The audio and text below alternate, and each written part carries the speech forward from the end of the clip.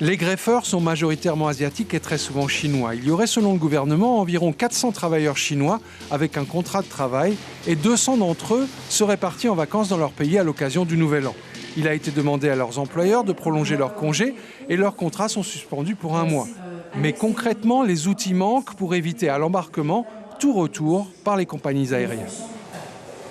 La compagnie n'est pas, au fait de qui est travailleur ou qui n'est pas travailleur. Nous ne pouvons pas leur communiquer ces noms-là, mais nous avons un filtre aussi ici à l'aéroport. C'est-à-dire que vous étudiez la liste des passagers avant qu'ils arrivent ici? Nous avons le nom de tous ces ressortissants, bien évidemment. Ce n'est pas de notre compétence. Nous ne pouvons pas refuser l'entrée de ressortissants étrangers en Polynésie. Et vous attendez que les autorités de l'État français le fassent? Oui. C'est effectivement l'État qui maîtrise les autorisations de séjour et d'entrée sur les territoires, que ce soit en métropole ou en Polynésie.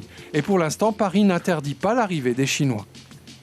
J'aimerais souligner que le gouvernement français n'a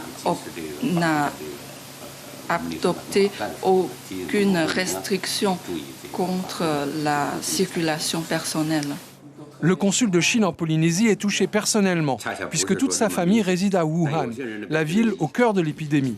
Mais selon lui, aucun doute, le parti et le gouvernement chinois ont la situation bien en main et il peut donc se montrer compréhensif avec les mesures annoncées par le gouvernement Fritsch ce matin, pour un temps au moins. Tout ça, nous comprenons la nécessité de ces mesures et leur demander de bien s'adapter leurs mesures par rapport à la situation. Et puis, j'espère de pouvoir lever ces restrictions rapidement. La suspension des contrats de travail permettra-t-elle aussi la suspension des visas de travail et la PAF pourra-t-elle refuser l'entrée à des travailleurs chinois qui se présenteraient?